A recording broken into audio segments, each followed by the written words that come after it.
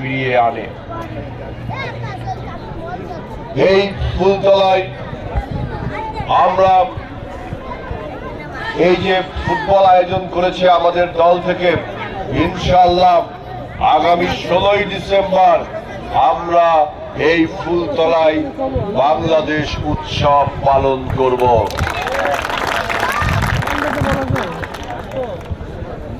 বাংলাদেশে এখন একটি অন্তর্বর্তীকালীন সরকার চলছে এবং একই সাথে সারা দেশে নির্বাচনী হাওয়া বইতে শুরু করেছে।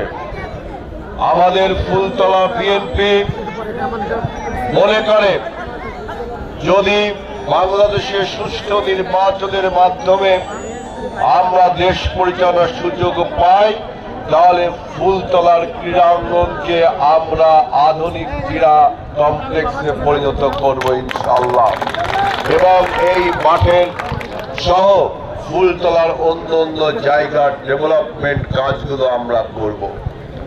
আমি তার আগে স্মরণ করছি, গভীর শ্রদ্ধার সাথে স্মরণ করছি আমাদের এই অঞ্চলের সেই বীর